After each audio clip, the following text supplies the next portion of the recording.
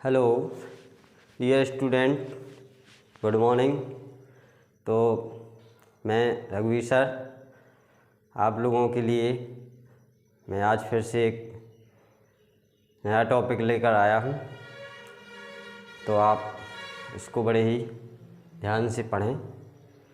तो देखिए, आज मैं जो टॉपिक लेकर आया हूँ उसके बारे में आज मैं बताने वाला हूँ।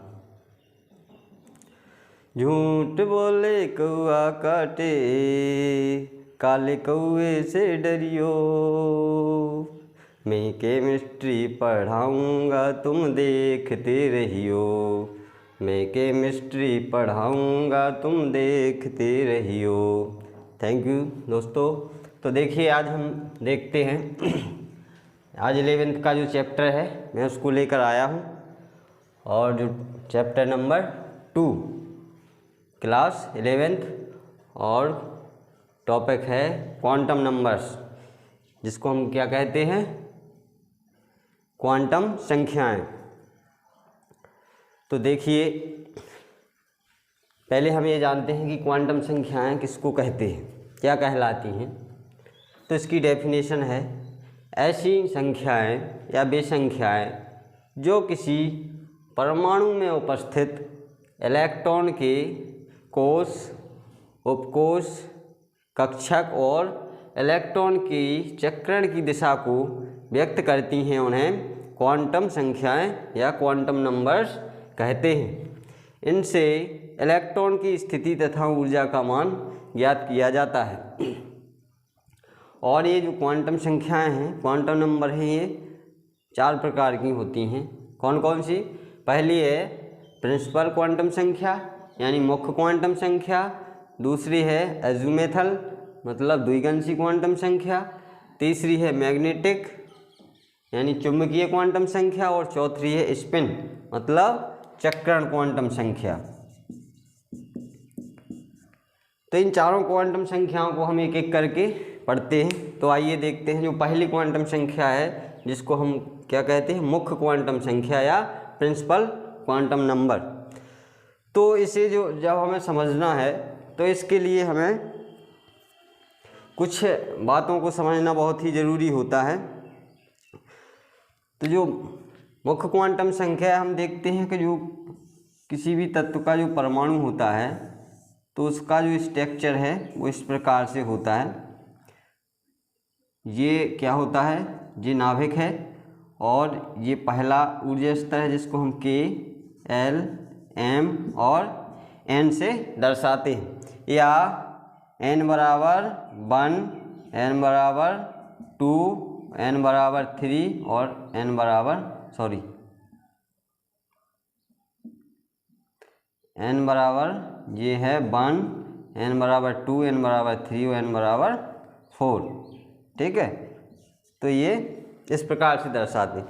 तो हमें ये जानकारी होना चाहिए कि जो परमाणु हैं उसके जो ऊर्जा स्तर हैं यानी कोष हैं, तो जो पहला कोष है नाभिक के पास होता है, इसमें 2 इलेक्ट्रॉन होते हैं और दूसरे वाले में 8 होते हैं, तीसरे वाले में 18 और चौथे वाले में इस प्रकार से इलेक्ट्रॉन उसमें भरे जाते हैं। तो ये पहला ऊर्जा स्तर है। ये छोटा ऊर्जा स्तर होता है जिसको हम क्या बोलते हैं, कोष बोलते हैं।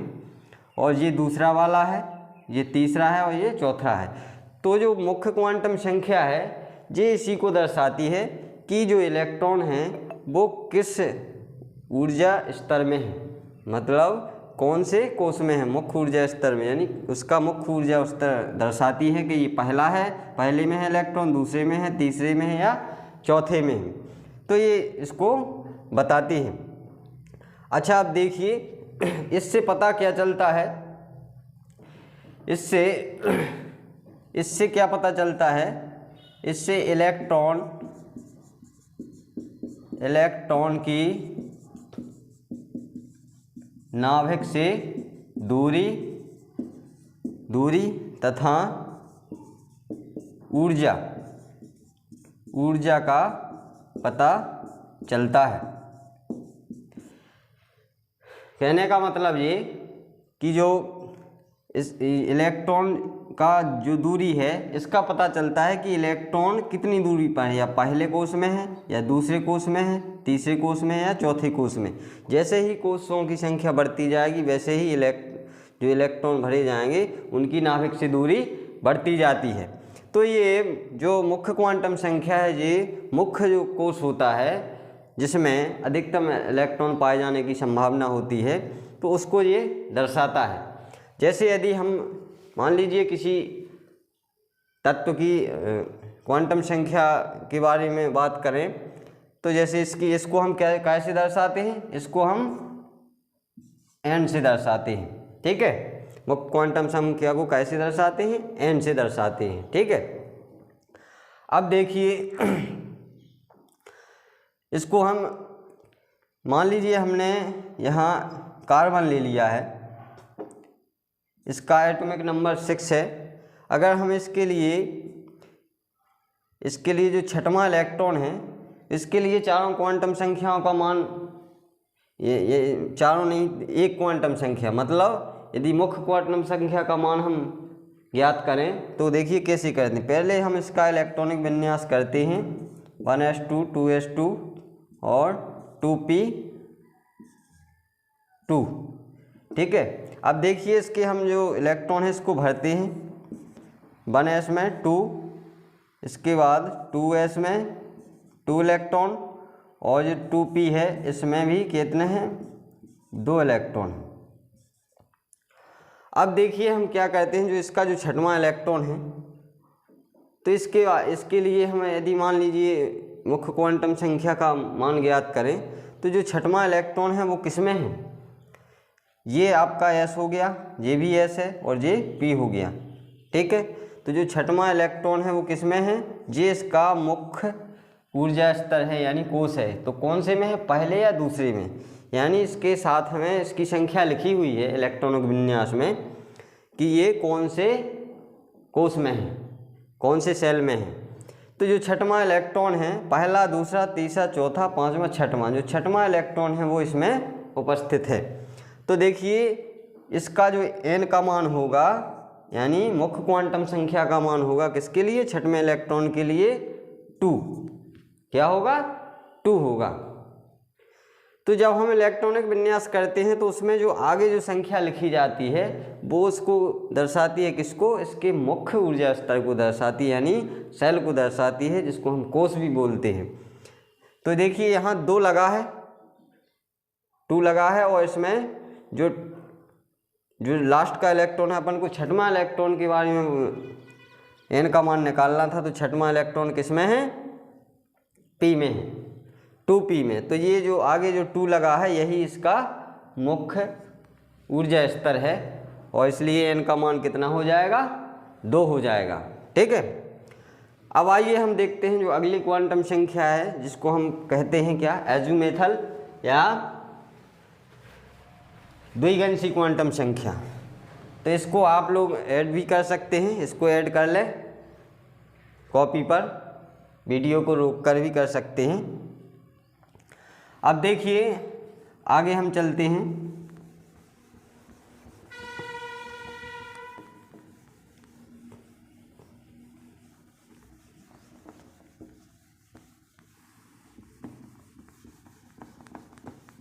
तो देखिए जो द्विगंशी क्वांटम संख्या है,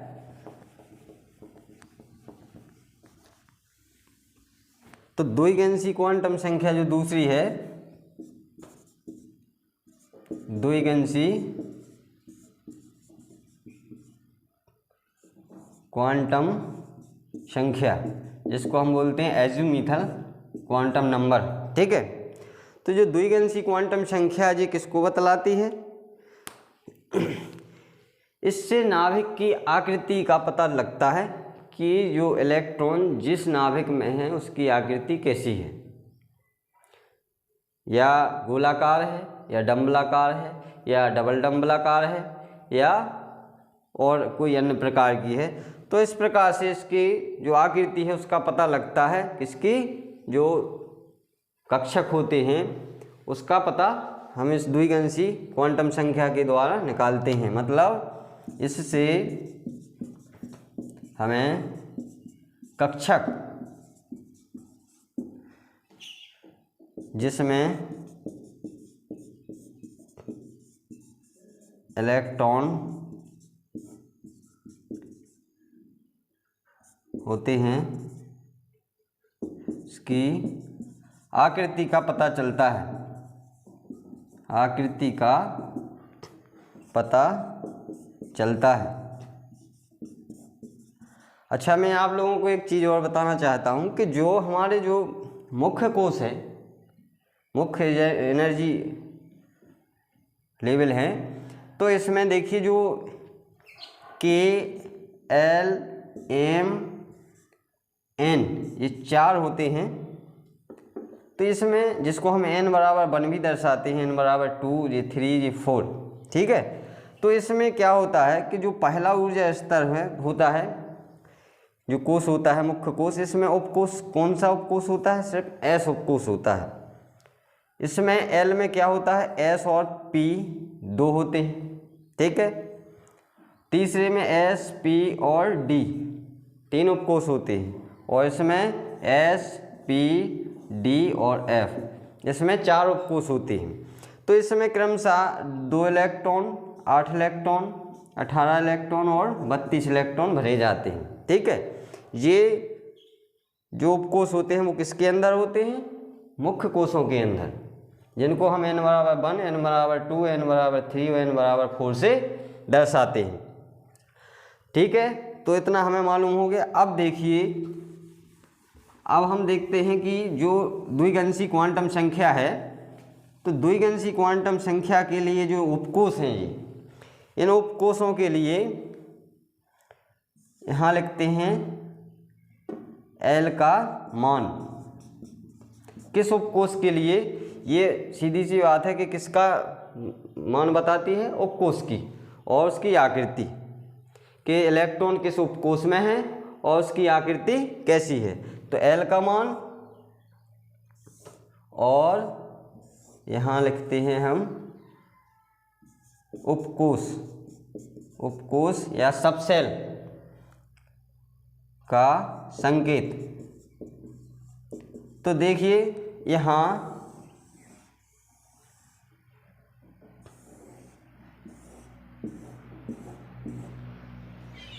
उपकोश S, P, D, F और भी इसको आगे बढ़ा सकते हैं। तो यहाँ जब L का मान S उपकोश के लिए क्या होता है? S उपकोश के लिए क्या होता है? 0 होता है, क्योंकि जो S सबसेल है उसमें सिर्फ एक ही कक्षक होता है, इसलिए इसके लिए क्या होता है? मान 0 होता है। जो P है इसके लिए मान क्या होता है? 1 होता है, ठीक है। और D के लिए 2 होता है, F के लिए 3 होता है, G के लिए 4 होता है। इस प्रकार से बढ़ता जाता है। तो ये हमें क्या करते हैं? इससे हमें क्या पता चलता है कि जो सबसेल हैं इनकी आकृति का पता चलता है। तो आइए अब हम देखते हैं एक एग्जाम्पल के द्वारा कि हम जो L के मान हैं, यानी द्विगंशी क्वांटम संख्या, इसको हम कैसे L से प्रदर्शित करते हैं, स्मॉल l, ठीक है। तो ये कैसे हम पता कर सकते हैं, इसको आप लोग कॉपी पर ऐड कर लें। अब देखिए, इसको हम आगे देखते हैं एक एग्जाम्पल के रूप में।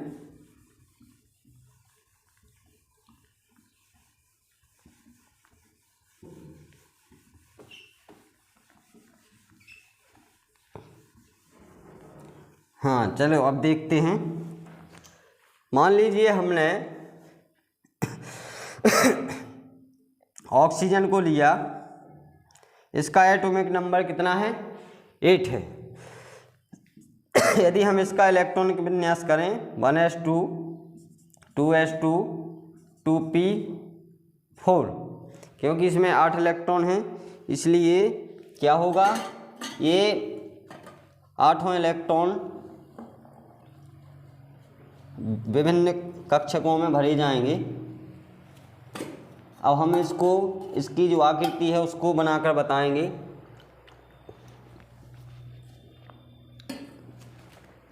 देखिए, कैसे बनाते हैं हम इसको।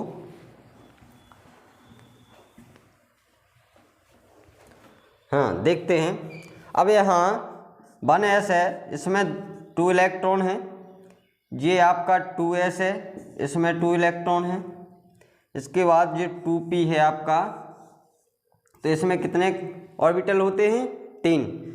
s में s कोई सा भी हो, 1s हो, 2s हो या 3s 4s जो भी हो, तो उसमें सब में एक ही ऑर्बिटल होता है, यानी एक ही कक्षक होता है।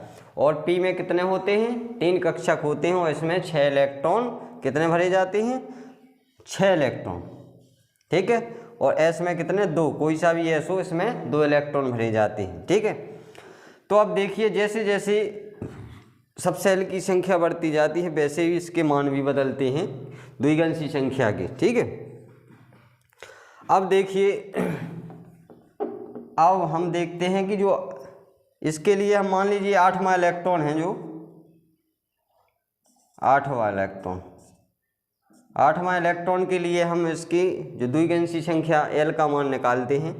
तो देखिए यहाँ 4 हो गए, 5 और 6 और एक 7 और एक 8 इलेक्ट्रॉन हो गए। अब हम यहाँ देखते हैं कि जो 8वां इलेक्ट्रॉन है वो कहाँ है? किस वाले सब सेल में है? किस वाले सब सेल में है? P में। हमने अभी बताया था कि S P D F, तो S के लिए 0 होता है, P के लिए 1 होता है, D के लिए 2 और F के लिए 3 होता है, ठीक है। तो ये हमने इसको समझा था। अब देखिए जब इलेक्ट्रॉन, अंतिम इलेक्ट्रॉन किस में है? कौन से सब सेल में है? यानी किस में है? P सब सेल में। तो P सब सेल में है तो इसका मान क्या हो जाएगा? P के लिए कितना होता है? 1। तो यहाँ इस अंतिम इलेक्ट्रॉन के लिए L का मान कितना हो जाएगा? 1 हो जाता है। कितना हो जाता है? 1 हो जाता है। L का मान क्या होगा? 1 हो जाएगा, ठीक है। तो इस प्रकार से हम द्विगंशी संख्या क्वांटम नंबर है उसमें किसी भी इलेक्ट्रॉन के लिए L का मान निकाल सकते हैं, ठीक है। अब आती है आपकी जो तीसरी चुंबकीय क्वांटम संख्या। तो जो चुंबकीय क्वांटम संख्या है, चलिए इसको भी हम देखते हैं। तो चुंबकीय क्वांटम संख्या जो होती है,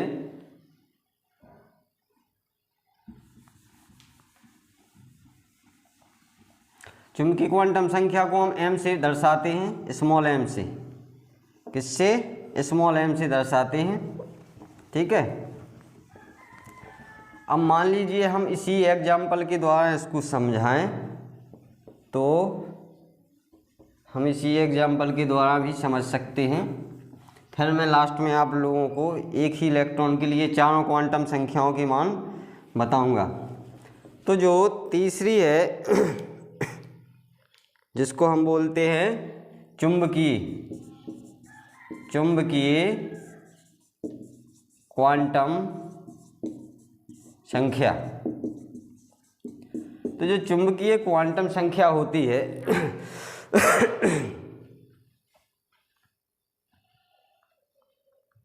तो जो चुंबकीय क्वांटम संख्या है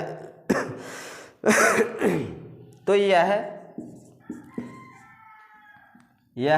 ये बताती है कि इलेक्ट्रॉन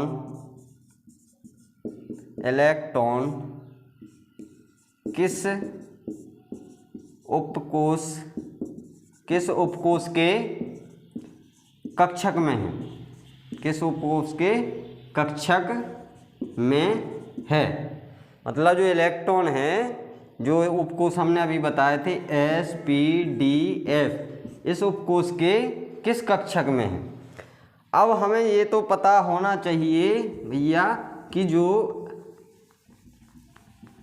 कक्षक उपकोष होते हैं, सब सेल होते हैं जो SPDF हैं, तो जो SPDF हैं S P D और F, तो S में एक भाग होता है, एक कक्षक, P में 3 कक्षक और D में 2 3 4 5 कक्षक और F में कितने होते हैं 7। चलिए इधर बना देते हैं हम इसको F को इधर से इधर बना देते हैं F। तो F में कितने होते हैं 7। 1 2 3 4 5 6 1 2 3 4 5 6 7 ठीक है। अब देखिए इसमें जब 7 भाग होते हैं, ठीक है, कितने भाग होते हैं 7। S में 1 भाग, P में 3 भाग और D में 5 भाग और F में 7 भाग। इसमें 2 इलेक्ट्रॉन, इसमें 6 इलेक्ट्रॉन, इसमें 10 इलेक्ट्रॉन और इसमें 14 इलेक्ट्रॉन। क्योंकि एक कक्षक में 2 इलेक्ट्रॉन होते हैं तो 7 में कितने होंगे 14। ऐसे ही सभी में हो जाएंगे, ठीक है। अब हम देखते हैं कि अब पहले ये देखना है कि जो इलेक्ट्रॉन हैं वो किस सबसेल में है, यानी किस उपकोष में है। तो देखिए इलेक्ट्रॉन, जो अंतिम इलेक्ट्रॉन में के बारे में इसमें भी हम चर्चा करेंगे कि अंतिम इलेक्ट्रॉन के लिए अपन को किसका मान निकालना है। 8वें इलेक्ट्रॉन के लिए किसका मान, m का मान। इस चुंबकीय क्वांटम संख्या को हम कैसे दर्शाते हैं, स्मॉल m से, स्मॉल m से। तो देखिए इसमें छठवां जो इलेक्ट्रॉन है ये कौन सा है, 1 2 3 4 और 5 6 7 8, 8वें इलेक्ट्रॉन के लिए, सॉरी। तो अब देखिए यहाँ हम देखते हैं जो S है, P है और D है। तो अंतिम इलेक्ट्रॉन किस में है, P में। तो जो P है तो P के लिए जो मध्य वाला कक्षक होता है, ऑर्बिटल होता है P में 3 कक्षक होते हैं। तो जो मध्य वाला है इसको कैसे दर्शाते हैं, 0 से।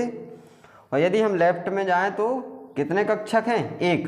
तो इसको कैसे दर्शाएंगे, लेफ्ट में माइनस वाली और राइट में प्लस वाली। और इसमें इस तरफ आगे कितने कक्षक हैं, 1 ही है, तो यहाँ +1। यदि ज़्यादा होता तो +2 +3 हो जाता, ठीक है। ऐसे ही इसमें होता है D में। तो इसमें हो जाएगा मध्य वाला जो कक्षक इसका 0, इसका -1 और इसका -2। इसमें +1 आगे बढ़ेंगे और यहाँ +2, ठीक है। पांचों के मान हो चुके हैं। यहाँ इसमें देखते हैं हम,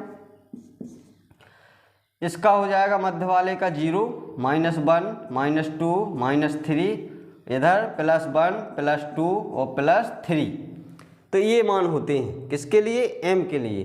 अब अपन देखना ये है कि इलेक्ट्रॉन किस सबसेल में है और किस सबसेल के किस कक्षक में है, ठीक है, किस ऑर्बिटल में है। तो यहाँ देखते हैं जो अंतिम इलेक्ट्रॉन है, 8वां इलेक्ट्रॉन ये है।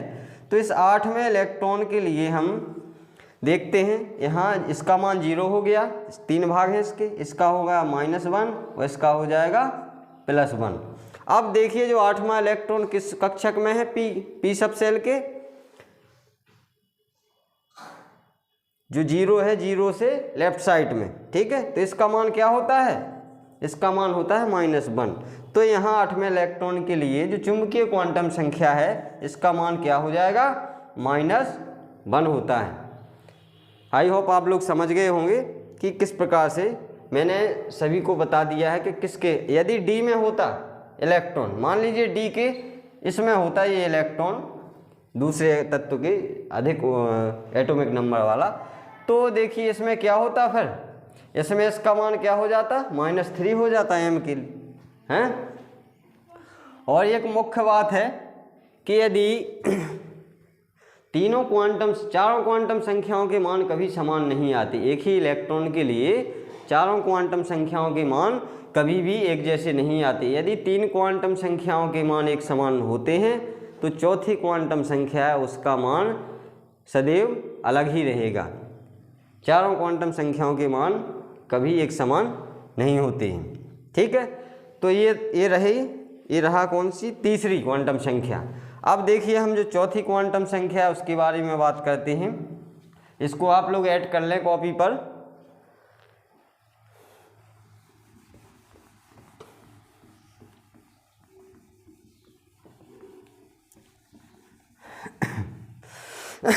अब हम देखिए इसी एग्जाम्पल के द्वारा फिर से दर्शाते हैं।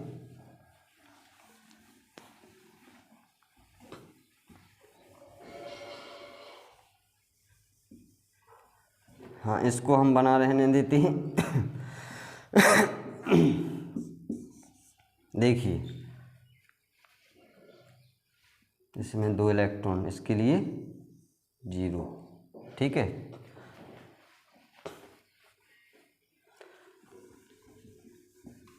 अब देखिए जो चौथी क्वांटम संख्या है जिसको हम बोलते हैं स्पिन क्वांटम संख्या या चक्रण क्वांटम संख्या, तो ये है चौथी, जो इसको बोलते हैं क्या, चक्रण क्वांटम संख्या। और इसको हम कैसे दर्शाते हैं, इसको दर्शाते हैं किससे, s से, स्मॉल s। ठीक है, तो देखिए इसमें क्या होता है जो a संख्या यह बताती है कि इलेक्ट्रॉन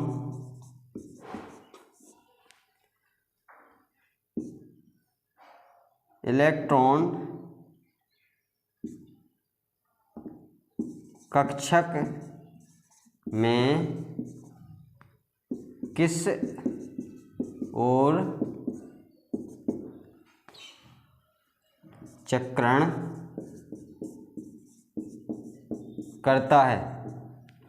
अब देखिए इसका इलेक्ट्रॉनिक विन्यास हम फिर से लिखते हैं, 1s2 2s2 2p4। ठीक है, अब यहाँ देखिए हमने देखा कि इसमें भी हम 8वें इलेक्ट्रॉन के लिए स्पिन क्वांटम संख्या का मान निकालते हैं। तो 1s में 2 इलेक्ट्रॉन हो चुके हैं, 2s में 2 इलेक्ट्रॉन हो चुके हैं। ठीक है, और जो 2p है तो इसमें देखिए 2p में 3 भाग हैं, तो इसमें 1 2 3 और 4। अब देखिए जब एक कक्षक में 2 इलेक्ट्रॉन होते हैं तो इसके लिए क्या अधिकतम 2 मान हो सकते हैं।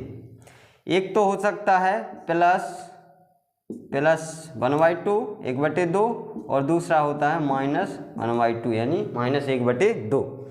अब ये जिस कक्षक में इलेक्ट्रॉन है तो इलेक्ट्रॉन कौन सा है, इसको बोलते हैं हम, जो एक तरफ है इस तरफ लेफ्ट में, इसको बोलते हैं क्या, दक्षिणावर्त।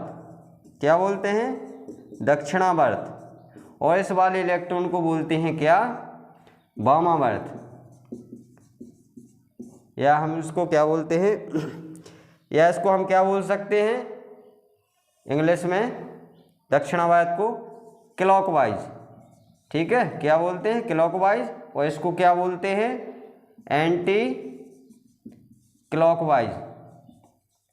ठीक है, ये एंटी क्लॉकवाइज है। ठीक, दक्षिणावर्त और वामावर्त, क्योंकि एक इलेक्ट्रॉन जो बायां इलेक्ट्रॉन है वो ऊपर की ओर चक्रण करता है, और जो दाईं ओर है वो नीचे की ओर। जो ऊपर की ओर करता है उसको क्लॉकवाइज बोलते हैं, दक्षिणावर्त, और जो नीचे की ओर करता है उसको हम क्या बोलते हैं, एंटी क्लॉकवाइज। देखिए इसको हम तीर के निशान से भी दर्शाते हैं जब इलेक्ट्रॉनों को भरते हैं कि ये ऊपर की ओर गति कर रहा है और दूसरा वाला इलेक्ट्रॉन नीचे की ओर गति कर रहा है।